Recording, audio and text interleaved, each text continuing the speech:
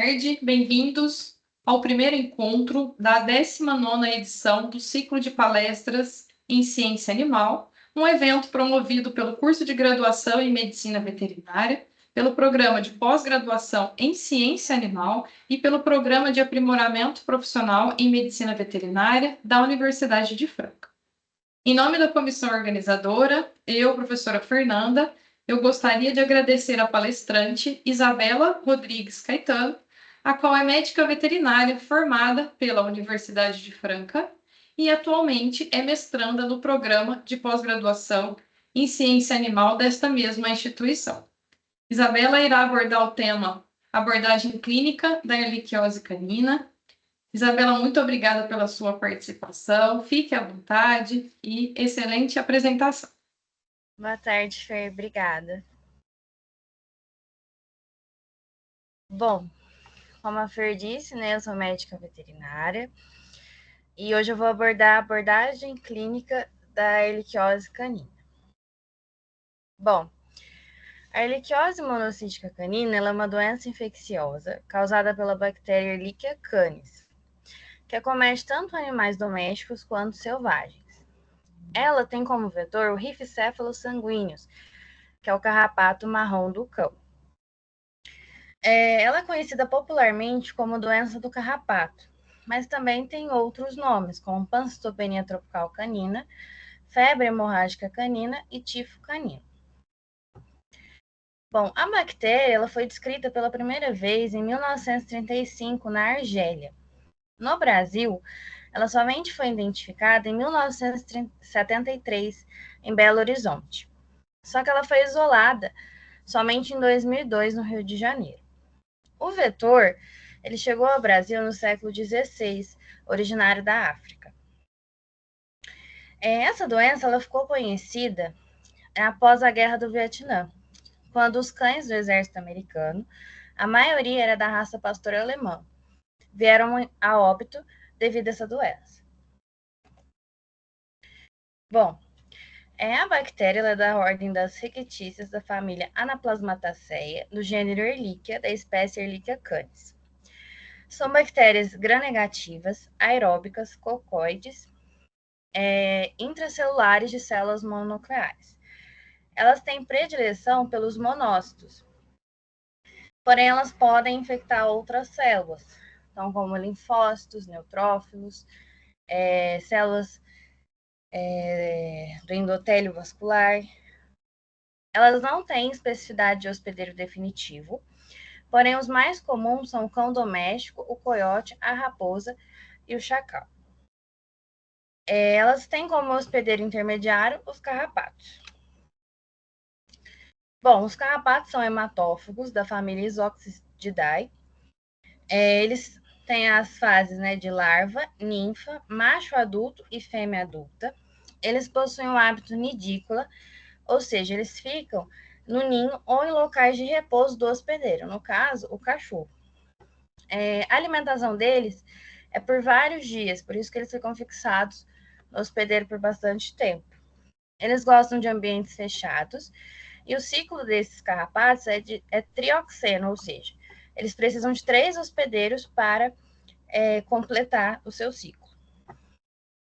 A transmissão é transestadial, ou seja, somente as fases de ninfa e adulta que vão transmitir a doença. O carrapato, ele transmite por 155 dias a doença. Porém, na ausência das fêmeas, os machos adultos também podem vir a transmitir a doença, quando eles passam de um animal para outro à procura das fêmeas. Bom, o ciclo dos carrapatos é a partir das fêmeas alimentadas de um cão infectado, fazem a postura, liberam seus ovos, esses ovos eclodem, vão para fases de larvas.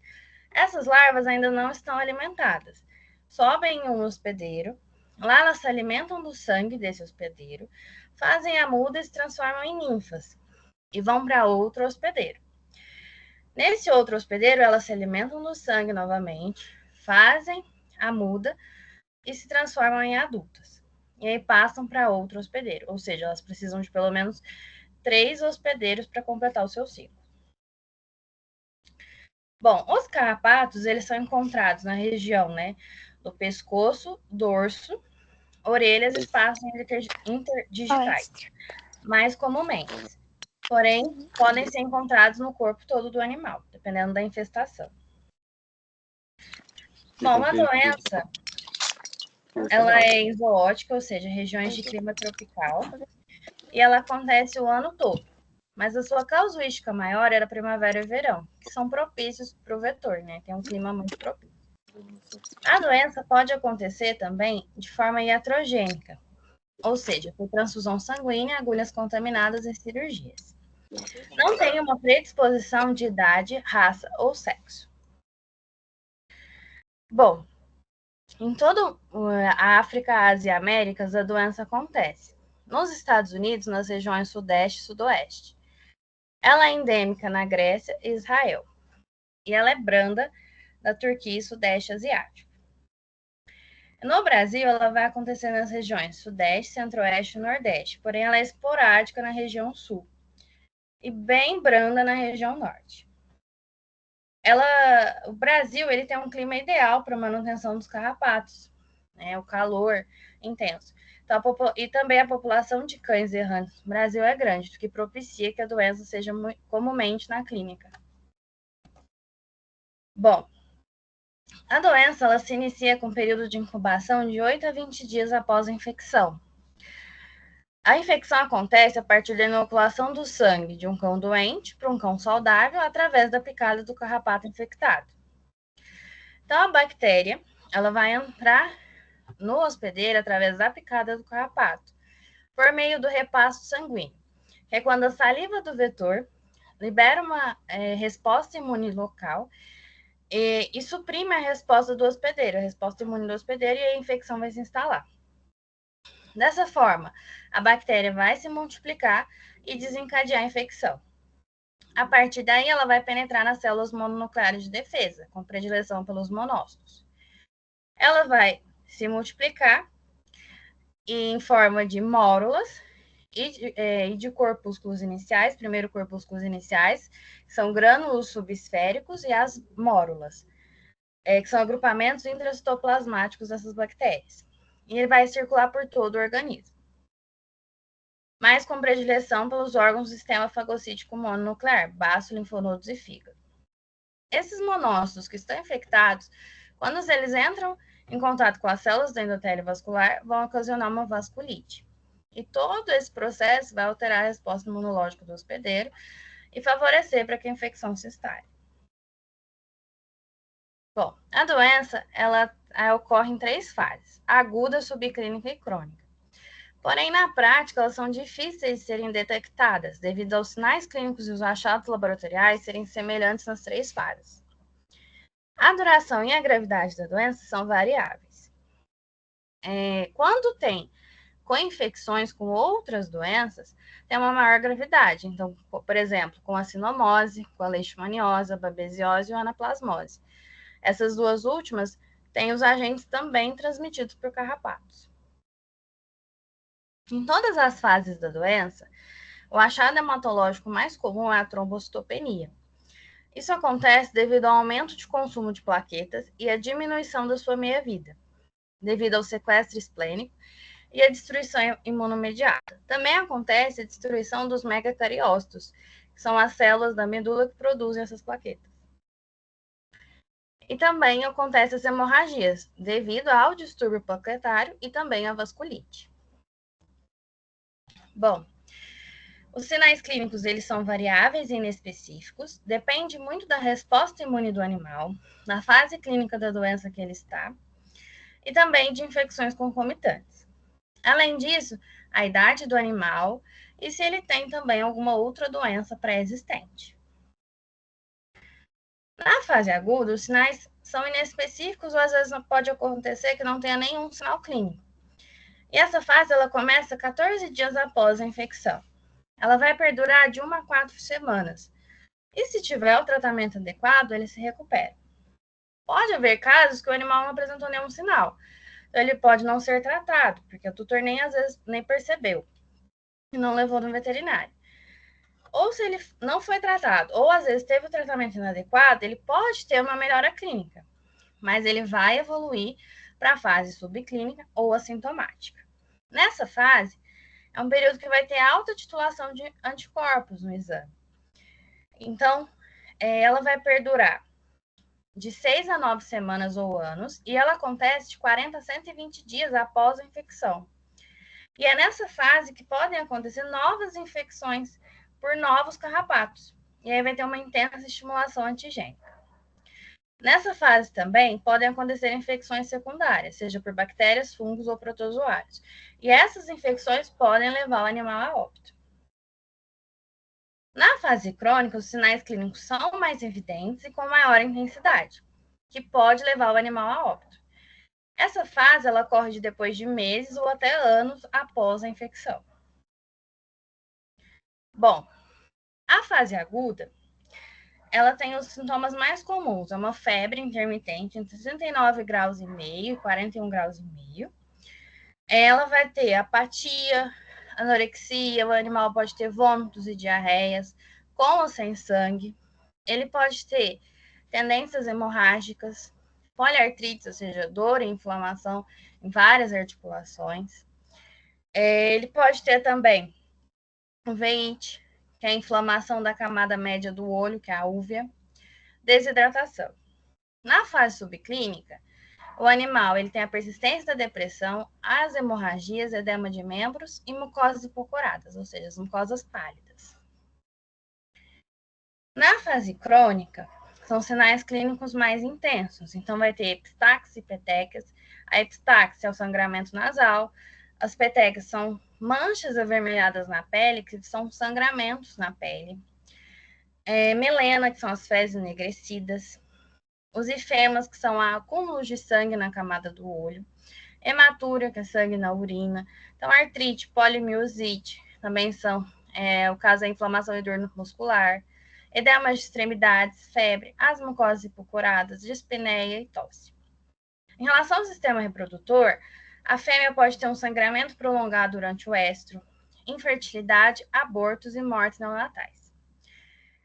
No caso de sistema neurológico, pode acontecer uma depressão, ataxia, disfunção vestibular, um tremor de intenção e nistagmo. Sistema oftalmo, no oftalmo, vai ter uma uveíte bilateral ou anterior. No caso da uveíte anterior, é quando tem uma inflamação da úvea que vai atingir a íris e o corpo ciliar, glaucomas, cataratas, ceratoconjuntivite seca e as úlceras. Além de que o animal pode apresentar uma poliúria, polidipsia, ou seja, ele vai urinar bastante, vai beber muita água, e uma taquicardia supraventricular. Então, a frequência cardíaca dele vai aumentar. Então, aqui nós temos as petequias na pele e a epistaxe, que é o sangramento nasal. A uveíte, com hemorragia aqui na conjuntiva, e a mucosa hipocorada. Bom, o diagnóstico ele vai se basear tanto no histórico do animal, anamnese, sintomatologia e os exames complementares. Pode ser que no histórico o tutor fale que ele não teve infestação por carrapatos ou que nunca teve um carrapato. Às vezes ele nem viu que subiu um carrapato. Somente um já é suficiente para causar a doença. Então, em relação aos sinais hematológicos que a gente acha no hemograma, então ele vai ter uma trombocitopenia, uma pancitopenia branda, então ele vai ter uma redução tanto de hemácias, leucócitos, plaquetas. Pode ter uma eritrocitopenia, uma anemia não regenerativa, a hemoglobina vai diminuir e pode haver os leucócitos ficarem normais, como a neutrofilia com desvio à esquerda, então os aumentos dos neutrófilos imaturos. Na fase subclínica, os sinais são semelhantes. Permanece a anemia, a trombocitopenia e pode haver uma leucopenia transitória, então uma diminuição dos leucócitos. Na fase crônica, a pancitopenia já é exacerbada, a trombocitopenia também é maior, e aí tem a neutropenia e uma monocitose e linfocitose, além de uma anemia regenerativa ou uma anemia normocítica normocrônica não regenerativa. Nos exames bioquímicos, vai ter uma hipoalbuminemia, então vai diminuir a albumina e aumentar a proteína. Vai ter também um aumento de fosfatase alcalina e de alanina aminotransferase, que são enzimas hepáticas. Pode haver também o aumento do lactato desidrogenase, que também é uma enzima que vai identificar uma lesão no fígado ou nos rins, além da ureia e da creatinina, que vai identificar também, que são marcadores renais. Bom, como forma de diagnóstico, nós temos a citologia, através da pesquisa por mórulas em esfregaços sanguíneos. Para fazer esse exame, pode ser do sangue da ponta de orelha, às vezes de linfonodos, medula, enfim. Esse exame é utilizado na fase aguda da doença, porém pode ser que a detecção seja baixa. O exame mais indicado é o PCR. Ele é sensível, específico, ele vai detectar o patógeno em pequenas quantidades. Pode-se utilizar o fluido articular, o humor aquoso, o líquor, tecidos e o sangue. No tubo, a coleta tem que ser no tubo com EDTA. Essa coleta tem que ser feita antes do tratamento, para que não haja falsos negativos. Se no PCR deu positivo, é porque realmente o animal está com infecção. E tem os testes rápidos, que são muito utilizados nos consultórios. Então, ele vai detectar os anticorpos IgG, tem um custo baixo, tem um resultado rápido, e ele vai identificar a exposição ao patógeno. Tem um diagnóstico também precoce. Ele é um exame muito rápido. Só que ele pode apresentar um falso negativo. Então, se o animal ele bate com os sintomas, o histórico, teve presença de carrapato, tudo leva a crer, tem que associar com o PCR. Bom, como diagnóstico diferencial, deve-se descartar aquelas doenças principalmente transmitidas pelo mesmo vetor, no caso, babesiose e anaplasmose. E elas também podem acontecer de forma concomitante. No caso da Ehrlich, ela tem predileção pelos monócitos, a babese pelos eritrócitos e o anaplasma pelas plaquetas. Só que ambas apresentam a trombocitopenia como um achado hematológico. Então, precisa diferenciar para que não tenha um diagnóstico errôneo e, consequentemente, um tratamento errôneo. O tratamento da erliquiose é com antibiótico, que é a doxiciclina, de 5 a 10 mg quilo, de 21 a 28 dias, 1 ou 2 vezes por dia, via oral. Mas deve também, muitas vezes, ser necessário o tratamento de suporte, com fluidoterapia, complexos vitamínicos, antieméticos em casos de vômito, pode ser necessário transfusão sanguínea ou plaquetária. E nos casos crônicos, com processos hemorrágicos, também às vezes pode ser necessária a suplementação com ferro. Em casos de comprometimento renal, pode ser necessário diuréticos, fazer uma dieta adequada e, se a produção urinária ela não for restaurada, é necessário fazer uma hemodiálise ou até uma diálise peritoneal, né? Então, com o objetivo de filtrar o sangue para remover as toxinas e o excesso de líquido. No caso da hemodiálise, o catéter ele ficaria ali no pescoço. No caso da diálise peritoneal, é no abdômen, né, no peritônio. E em casos de hipertensão, utilizar antihipertensivos. Bom, o prognóstico depende do estado fisiológico do animal, no começo do tratamento, e da fase clínica da doença que ele está. Então, se ele estiver na fase aguda, é favorável. Se ele estiver na fase crônica, é de reservado a desfavorável. Se tiver envolvimento renal, vai depender dos sinais clínicos e da evolução da doença, o que pode piorar o quadro, uma hipertensão arterial e proteinúria. O controle e prevenção não tem uma imunidade protetora. Então, o animal ele pode pegar a doença várias vezes, né? Não é que ele vai pegar uma e depois ele não pega mais. Não tem uma imunidade. E também não tem vacinas para a doença. Então, a prevenção é somente no controle do vetor. Então, controlar o vetor tanto no hospedeiro quanto no ambiente. Porque o hospedeiro, o carrapato, ele fica muito mais, às vezes, no ambiente do que no próprio cachorro. Então, com inseticidas E no caso do cachorro, remover os carrapatos, tomar cuidado com aqueles carrapatos que estão engurgitados. Utilizar medicamentos. Nós temos os purons ou spot-ons, que são aqueles medicamentos que colocam no dorso do animal, até na cauda. Os spot-ons é mais na região do pescoço.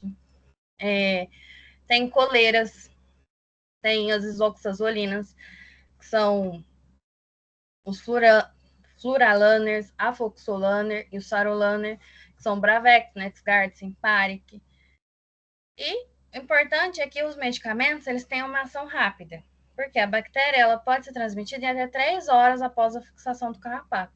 Então, se o medicamento ele age antes disso para eliminar o carrapato, já é uma forma de prevenção.